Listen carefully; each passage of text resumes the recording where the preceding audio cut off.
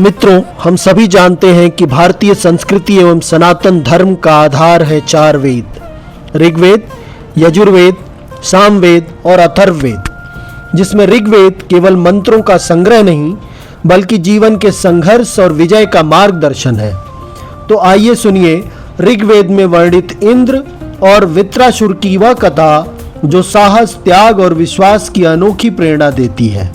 ऋग्वेद के अनुसार वृत्रासुर एक जल अवरोधक राक्षस था जिसने अपने विशालकाय आकार से पृथ्वी के जल को रोक दिया था, जिससे सूखे की स्थिति उत्पन्न हो गई थी।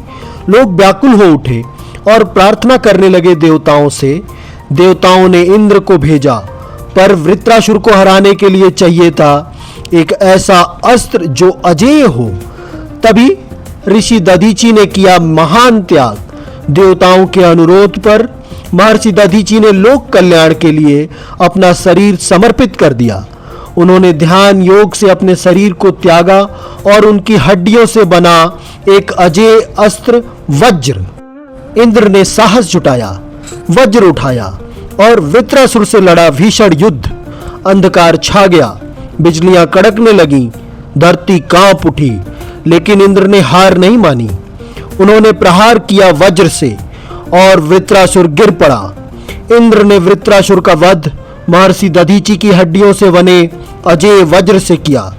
इसलिए इंद्र को वृत्रिहन, वृत्रि का वध करने वाला भी कहते हैं। जैसे ही वृत्रासुर का अंत हुआ, बंधा हुआ जल मुक्त हो गया, नदियां बहने लगीं, धरती पर हरियाली लौट आई और जीवन फिर से मुस्कुराने लगा। मित्रों, यह कथा केवल देव दैत्य का युद्ध नहीं, वृत्रासुर हमारे जीवन की रुकावटें हैं। बाधाएं जीवन में हमेशा आएंगी, कभी डर, कभी आलस्य, कभी नकारात्मकता के रूप में।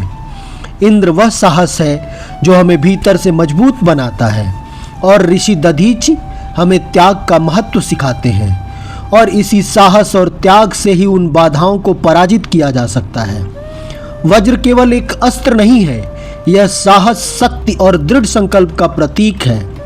याद रखिए, जब हम भय और नकारात्मकता को हराते हैं तभी जीवन में सफलता और समृद्धि का प्रवाह शुरू होता है। धन्यवाद।